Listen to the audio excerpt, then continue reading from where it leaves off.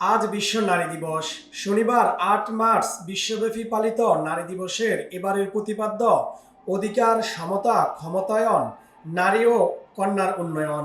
বিশেষ এই দিনে নিজের জীবনের গুরুত্বপূর্ণ ৩ নারীর কথা জানালেন বিএনপির ভারপ্রাপ্ত চেয়ারম্যান তারেক রহমান। দিনটি উপলক্ষে তিনি ফেসবুকে একটি পোস্ট দিয়ে নারী ক্ষমতায়ন, লিঙ্গ বৈষম্য দূরীকরণ এবং নারীর উন্নয়নে সবাইকে এগিয়ে আসার আহ্বান জানান। তারেক রহমান ফেসবুক পোস্টে উল্লেখ করেন, আমার জীবনের সবচেয়ে গুরুত্বপূর্ণ ৩জন মানুষ হলেন আমার মা, স্ত্রী এবং কন্যা। ৩জন অসাধারণ নারী। আমি সবসময় তাদের জন্য প্রতিটি সুযোগ, সাফল্য এবং সুখ নিশ্চিত করতে চেয়েছি। আমি নিশ্চিত যারা এটি পড়ছেন তাদের অনেকেই একই অনুভূতি লালন করেন।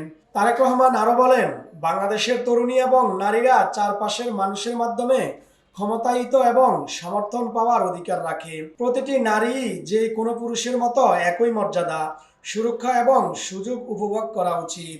বিএনপির নারী বান্ধব সমাজ গড়ার প্রত্যয় পুনর্ব্যক্ত করে তিনি জানান, আন্তর্জাতিক নারী দিবসে আমি আবারও নিশ্চিত করেছি যে শহীদ রাষ্ট্রপতি জিয়াউর রহমান এবং বেগম খালেদা জিয়ার নেতৃত্বে পরিচালিত পূর্ববর্তী বিএনপি সরকারের মতো আমরা একটি ন্যায়সঙ্গত, সহনশীল এবং সম্মানজনক সমাজ তৈরির জন্য অক্লান্ত পরিশ্রম করব, যেখানে লিঙ্গ, বর্ণ বা ধর্মের ভিত্তিতে বৈষম্য থাকবে না।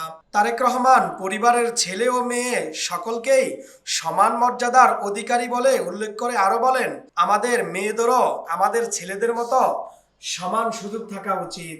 তাদেরকে ঘর ছেড়ে বাইরে আসতে হবে।